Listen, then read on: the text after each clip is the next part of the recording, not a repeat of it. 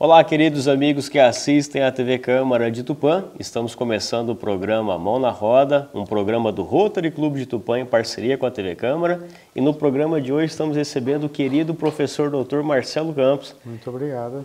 Seja muito bem-vindo aqui, meu amigo. Muito obrigado, gente. Muito bem. Olha só, o professor Marcelo Campos, ele é formado em Física pela UFSCar, possui o mestrado e o doutorado também em Física pela UFSCar, pós-doutorado em Ótica Fotônica pela Embrapa Instrumentação, docente do Departamento de Engenharia de Biosistemas e também é professor do curso de Engenharia de Biosistemas. E hoje a gente vai falar bastante sobre física, né, Marcelo? Um pouquinho, né? Um pouquinho da física aplicada. Com certeza. A parte mais legal da física. Com certeza. Geralmente o pessoal tem uma certa aversão à física, um certo medo, né? A gente vai desmitificar um pouco disso hoje aqui também, né? Exato. Vamos tentar falar um pouquinho bem da física, né? Isso aí. A gente tem um pouco do medo, alguma coisa tipo assim, né? Mas a gente vai ver que física, no nosso dia a dia, a gente sempre está presente. Excelente. Bom, Marcelo, e para que o pessoal que estiver nos assistindo conheça um pouquinho mais sobre você, fala para eles quem que é o Marcelo Campos. Bom, o Marcelo eu sou nascido em Botucatu, né? Há alguns anos atrás, né? Vamos deixar a idade de lado, né? E eu sempre quis, assim, ser professor, né? Isso é engraçado. Desde o começo, meus pais, um na parte de saúde, outro na parte da educação, meu pai também é professor também. Então, Mas é de física, Marcelo?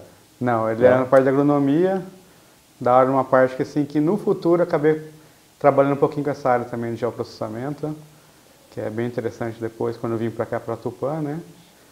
E daí foi isso aí, minha carreira toda, fiquei tudo em Botucatu, saí só para fazer a faculdade fora, em São Carlos, e de lá já vim direto para Tupã, já estou quase 10 anos aqui em Tupã. É excelente. E de fato, o que te motivou a fazer a física? Porque você poderia ser professor de qualquer outra área, Exato. né? Mas o que te motivou a fazer física? Inclusive, você poderia ter seguido a área da agronomia do seu pai, né? Exato. Né? Geralmente, os filhos meio que seguem o caminho dos pais. Exatamente. Mas e a física? Como que surgiu? Foi até engraçado, porque assim, eu sempre gostei muito da parte de exatas, né? Então, foi muito bem. Número, guardar nome de pessoa era muito ruim, mas número, podia guardar o número tranquilo, né? Ia muito bem. E nesse caminhar, assim, eu tinha muita dúvida em agronomia. Minha mãe ligada à parte de saúde, enfermeira lá, até da Unesp de Botucatu, lá no hospital. Pensei também em medicina, algumas coisas assim, fiquei em dúvida. Daí falei, estava tendo na escola no último ano, falei, vou fazer um teste, aqueles testes para ver qual área que é a sua, né? Sim. Para tirar essa dúvida. Daí acabou empatando física e biologia. A parte de exatas, né, e biológica. Eu falei, ixi, agora não resolveu o problema. E daí eu conversei com uma professora que dá aula de biologia, ela falou sobre um curso chamado Física Médica, que era Física Aplicada à Medicina. Então daí eu me apaixonei por esse curso na época. Mas daí quando eu fui ver assim, mas eu falei assim, eu vou fazer Física, depois eu faço uma especialização em Física Médica. Então foi assim que nasceu eu ia começar a fazer o curso de Física, né? Foi esse curso Física Médica que me chamou a atenção na época. E daí eu parti para Física. Que legal. Muito bem, Marcelo. E durante a sua graduação em Física, você chegou a fazer iniciação científica? Fiz iniciação científica, assim, já comecei quase no primeiro ano, mas peguei mais firme assim, a partir do segundo ano. Então eu fiquei o segundo, terceiro e quarto ano já na iniciação. E o que você fez de iniciação científica? Eu trabalhava com física aplicada. Eu falo assim, tipo assim, eu sou formado em física, mas a física aplicada é muito na parte de materiais. Então eu trabalhava com plasma, quarto estado da matéria, e eu tratava peças de aço inoxidável para melhorar as propriedades desse material. Chegando, por exemplo, a aumentar a dureza do aço inox em 10 vezes. Porque a minha ideia era fazer um implante ortopédico, lembra a física médica que eu falei? Perfeito. Aplicada ali, fazer um tratamento num aço inoxidável para conseguir ter as propriedades de um titânio, que é muito usado em implante. Só que o aço inoxidável é 10 vezes mais barato, então seria muito melhor para a construção assim, de um material para fazer implante ortopédico. Então eu fiz vários estudos baseados nisso daí, tratamentos com plasma para melhorar as propriedades desse material. Excelente. Duas observações. A primeira, então, é que seria como se fosse um tratamento térmico no aço inoxidável. Isso, é um tratamento térmico, ele está a uma certa temperatura, em torno dos 400 graus a gente trabalhava, só que também ele faz uma injeção por ser nitratação a plasma, ele injeta alguns íons de nitrogênio e recombina com a superfície ali também. Olha, então é um tratamento termoquímico? Termoquímico ali. Que bacana, hein, Marcelo? E daí tem uns tratamentos muito parecidos, por exemplo, nitração gasosa, que deixa um certo gás numa temperatura por uns 2 dias tratando. Sim. E a gente fazia em 3 horas esse tratamento. Então a gente diminui Bacana. também. Que legal. Inclusive você citou o plasma como sendo o quarto estado da matéria, Isso. né? Interessante reforçar com quem nos assiste que nós temos os 3 estados convencionais, né? Que Isso. estado sólido, líquido e gasoso, e tem esse Exato. quarto estado que é o plasma. O que é efetivamente o plasma? plasma? Assim, seria um gás ionizado. Então, a partir do gás, você continua tendo ali uma aceleração de partículas batendo nesse gás, e ele começa a liberar elétrons, prótons ali no meio, íons. Daí fica uma salada de íons, prótons e elétrons, só que se calcular eletricamente está neutro ali. Só que tem vários íons ali no meio. Então plasma seria isso daí. Interessante. E é legal que ele condensa na superfície onde está a amostra, então ele não fica espalhado no reator que a gente trabalhava lá, ficava fixo numa superfície. Então eu tratava somente aquelas amostras ali. Que legal, Marcelo. Parabéns, hein? Obrigado. E aí depois então você finalizou o curso de Física, continuou na UFSCar e fez o seu mestrado. O que você fez no mestrado? O mestrado eu continuei essa linha de pesquisa de iniciação, né? Porque esse tratamento de plasma, ele tem vários parâmetros que influenciam nesse plasma formado. E esses parâmetros vão fazer com que eu melhore mais uma propriedade ou outra. Por exemplo, melhor a corrosão, a resistência à corrosão, ou resistência ao desgaste, ou a dureza. Então você tem que combinar alguns parâmetros, como tempo, pressão do gás, a mistura do gás e assim por diante. Então eu comecei a fazer, desde da minha iniciação, fazer uma varredura nesses parâmetros. Interessante. Então eu comecei com tempo e temperatura na iniciação, daí no mestrado eu já parti para analisar alguns outros parâmetros e eu continuei assim também no doutorado. É mesmo, então o seu trabalho de doutorado também seguiu essa área de física médica. Eu mudei assim, a pressão do gás, porque ele é uma câmara com a quantidade de gás que eu trabalho e daí eu faço o plasma com aquele gás. Então eu aumentei a quantidade de gás dentro da câmara ali. Interessante. Que gás que você utiliza para fazer esse tipo de tratamento? A gente gastava uma tratamento? mistura de nitrogênio com hidrogênio. Olha só. E daí o hidrogênio é mais para a limpeza da câmara e o nitrogênio é o que vai ser acelerado para bater na superfície, então ela consegue arrancar algumas propriedades ali para combinar com o nitrogênio e também é introduzido dentro do material. Ele é fundido dentro do material, esse nitrogênio. Caramba, que legal. E isso tudo trabalhando com ácido inoxidável? Tudo com ácido inoxidável. É mesmo. Eu trabalhei com os 3 tipos de ácido inoxidável realmente várias configurações deles. Perfeito. Basicamente o que classifica um ácido inoxidável de um aço carbono convencional é o teor de cromo que ele possui, né? Cromo, níquel. Cromo, níquel, principalmente o cromo para não deixar formar o óxido de ferro, né? Exatamente. Que é a chamada ferrugem que a gente conhece, né? Exatamente. Olha só. Então assim, forma o óxido de cromo e fica aquela camada bonita, brilhante, né? No ácido inoxidável. Faz uma proteção em cima. E daí a gente fazia uma outra combinações que melhorava mais ainda com a resistência à corrosão. Olha. E daí a gente formava nitretos de ferro também, que também protegia contra a corrosão. Olha só, que legal.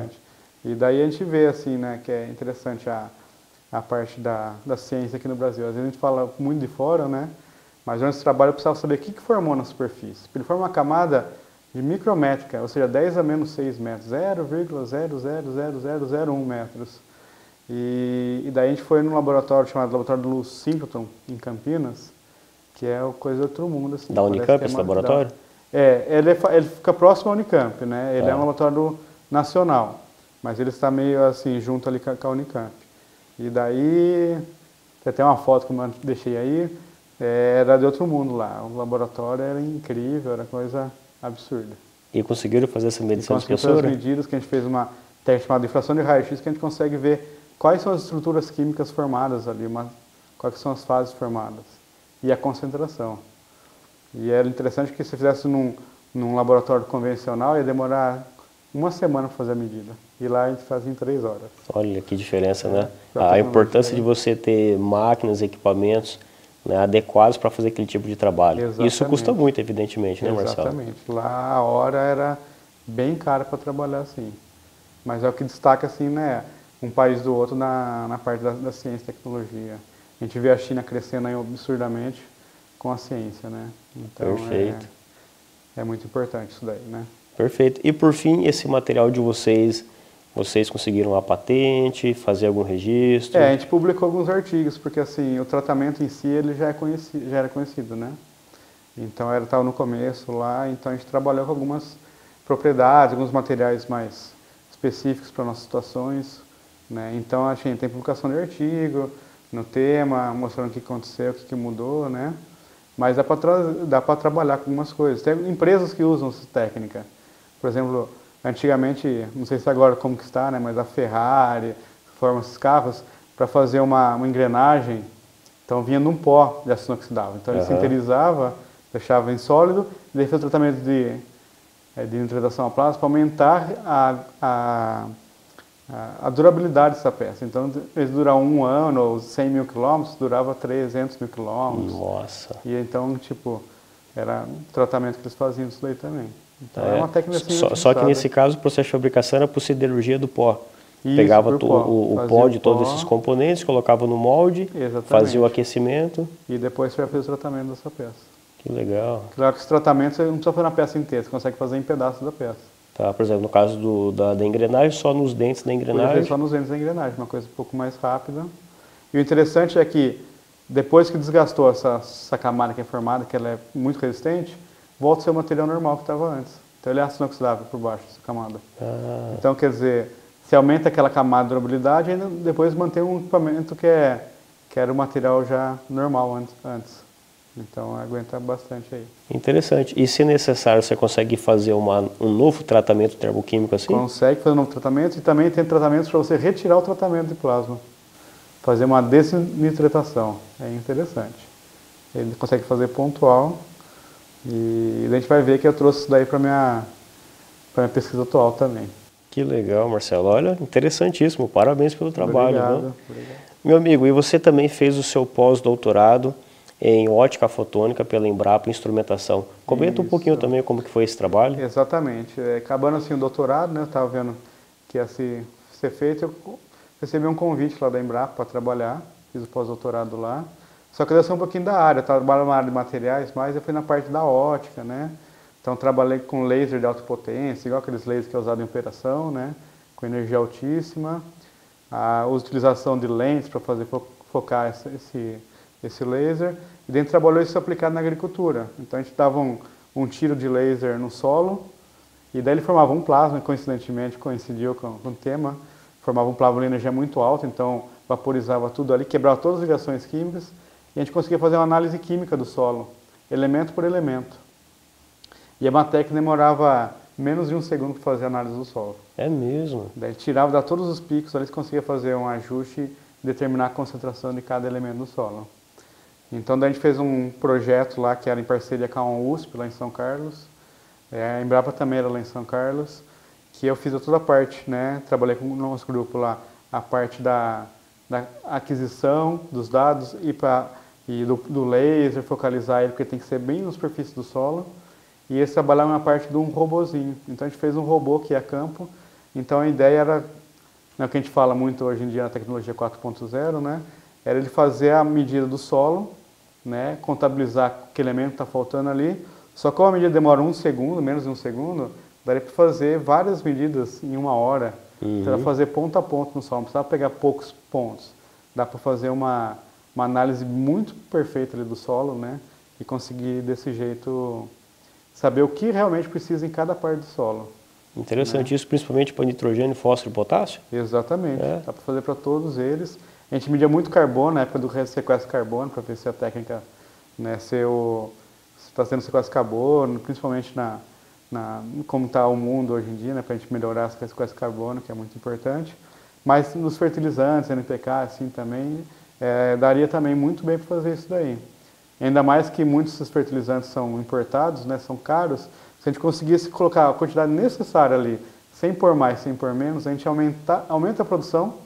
Exato. Né, com o aumento da população é muito importante isso, e economizava no gasto de fertilizantes. Então a gente conseguia um efeito muito importante para todo mundo, né? Sim, isso é a chamada agricultura de precisão, né, Marcelo? Agricultura de precisão, exatamente. A gente consegue fazer análise de solo hoje, mas você tem que retirar uma quantidade de amostras da sua área, enviar para um laboratório especializado, esse laboratório vai analisar. Só que, é claro, isso não vai acontecer no tempo de 1 segundo, igual você falou, né? Isso daí, a ideia era a gente fazer um software por trás também que analisava e já dava a informação do que estava faltando ali para frente. Esse daí seria o futuro, né, da pesquisa. E até foi legal, porque quando a gente apresentou esse robô, foi naquela mesma época que estava sendo lançado aquele robozinho para Marte, da NASA. Sei. E até coincidentemente a gente conheceu um brasileiro que é responsável pelo pouso desse robozinho. E ele está comentando que a mesma tecnologia que a gente usou nesse robô para fazer análise do solo, eles utilizavam para fazer análise do solo lá no Marte. É mesmo, então, assim, com feixe de laser. Com feixe de laser. E fazer essa análise do solo, trazer algumas informações. Então, a gente está aqui no Brasil fazendo uma tecnologia né, igual a da NASA, então é muito interessante isso daí. Para a agricultura. Que legal, ou seja, física aplicado na agricultura efetivamente. Exatamente. Uma outra coisa também, Marcelo, você chegou a fazer parte do seu doutorado em Portugal, né? Exatamente. Durante 6 meses eu fiquei em Portugal fazendo uma parte do doutorado lá. Como eu trabalhava com as amostras depois tratadas no plasma, eu precisava caracterizar ela, ver o que mudou na superfície, o que melhorou, se aumentou a resistência ao desgaste ou não. E eu fiz uma parte disso daí lá em Portugal, com o professor Paulo Davinho lá, em Aveiro, cidade de Aveiro, que foi que eu fiz essas informações, tirei a informação do desgaste do material. E ali eu vi que esse tratamento melhorou a resistência ao desgaste. Parece como se fosse tipo, colocando óleo na superfície que a gente põe no motor do carro para não estragar as peças lá. Então esse tratamento fez também que melhorasse a resistência, diminuísse o atrito ali do sistema. Então foi muito interessante. Quando pôs óleo, então, zerou praticamente o atrito ali. Olha o sistema só. ficou andando lá por horas e não perdeu nenhuma miligrama de massa ali. Então foi bem interessante. Ou seja, uma superfície muito resistente mesmo. Muito resistente mesmo. Ficou muito interessante os resultados. Que legal. Muito bom. Muito bom, Marcelo. Bacana essa sua trajetória, né? Você trazer aqui para quem nos assiste, né? Como que foi sua graduação, seu mestrado, doutorado, né? O seu pós-doutorado, né? E agora falando sobre o curso de Engenharia de Biosistemas aqui da Unesp de Tupã, quais as disciplinas que você ministra? Aqui eu ministro todas as disciplinas envolvidas da física, né? Então a gente tem física, como obrigatório, tem física 1, 2 e 3, que varre mecânica, a parte de ondas, oscilações, termodinâmica, a introdução aos fluidos e a parte de eletromagnetismo. E também eu faço uma optativa física 4, que seriam as físicas modernas. Daí entra a parte da ótica, que eu fiz meu pós-doutorado, entra um pouquinho a introdução à quântica, a energia nuclear, a parte nuclear, tem essas informações aí, tá? E até interessante, falou, o pessoal não gosta muito de física, mas existem muitos alunos pedindo essa disciplina de física 4, que ela é optativa, e todo mundo fala assim, quando vai abrir, professor, quando vai? E tem salas, às vezes tem 40, 50 alunos. Que legal. Para fazer essa disciplina. Inclusive, eu até gostaria de reforçar, né, que essa área da física é uma área que geralmente as pessoas têm uma certa aversão, né, têm algum receio, um medo, ou não gostam de física, né, porque acham que é muito difícil, né? Exatamente. Mas o professor Marcelo tem sido um professor que nas colações de grau tem sido convidado para ser paraninfo, patrono das turmas, né? Na sua opinião, o que você acha que, né, tem feito os alunos te escolherem como paraninfo e patrono, mesmo sendo um professor de física, que é uma área difícil e tal? Todo mundo fala, né, o carrasco, alguma coisa tipo assim, né? Mas a gente tenta passar da melhor forma possível, né? Que nem eu falei, eu sempre quis a parte da aula, então eu tento passar o melhor possível, a gente se esforça, tudo, né? E os alunos reconhecem isso daí, né? Muitos falam assim, professor, gosto muito da sua aula, não sou muito fã da disciplina, mas a aula é bem legal, né? Então eu acho que esse contato, e umas disciplinas também que eu ministro são os laboratórios de física. Então essas disciplinas são os laboratórios. Então é o momento que você consegue mostrar a física ali aplicada, então o aluno se interessa um pouco mais, né? E também tem um contato direto com os alunos, né? Porque como é um experimento rodando, então a gente consegue ir de bancada em bancada, ver o que está acontecendo. Enquanto uma matéria mais teórica, você fica ali mais apresentando, é um pouco mais difícil esse contato direto com os alunos. Então no laboratório a gente consegue mais conversar com eles e mostrar, né, que a física não é aquele monstro também, né? Exato, exatamente. E que está muito mais presente na nossa vida do que a gente imagina, né, Marcelo? Exatamente. Tudo que a gente for pensar hoje em dia, a gente está vendo um pouquinho da física aí, né? Com certeza. Para finalizar esse primeiro bloco aqui, fala pra gente como que foi a sua participação dentro do Rotary, na verdade, dentro do Interact e do Rotaract. Exatamente. O meu pai, ele foi rotariano, lá na cidade de Botucatu. Que eu me lembro do Citra 4310, parece que deu uma mudada aí, eu não sei qual que é o número agora. Mas naquele momento eu achei tão interessante, gostava tanto dessa parte de ajudar, né, o próximo, e daí eu fui ver que tinha um Rotary para adolescentes, né, porque eu estava no ensino médio. E daí vi que tinha Interact, né. Daí juntei com meus amigos, outras pessoas conhecidas de outras escolas ali na cidade de Botucatu, e a gente fundou o Interact, chamado Interact Clube Botucatu Norte, que era parte num Rotary lá de Botucatu. E daí nessa eu fui presidente, eu fui o primeiro presidente desse Interact. Que legal. E a gente fez bastante projetos ali. E daí no caminho do segundo ano, né, eu entrei na faculdade, fui fazer física, né? E daí continuei, porque já estava acima dos 18, continuei no Rotaract. Mas eu era um membro honorário, porque as reuniões eram dia de semana, eu estava em São Carlos. Então eu participava dos eventos que tinha no final de semana, ajudava nos eventos, então eu participei bastante da família rotariana, né? Legal. Bastante. Sente saudade? Muita. É? Então aproveita aqui para te fazer o convite também e conhecer o Rotary Clube de Claro, Tupã. vou adorar conhecer. Tá. Muito obrigado. Muito bem. Bom, e você que nos assiste, teve a oportunidade de conhecer um pouquinho mais aqui do professor Marcelo Campos, da Unesp de Tupã. A gente vai fazer um breve intervalo, daqui a pouquinho a gente já retorna.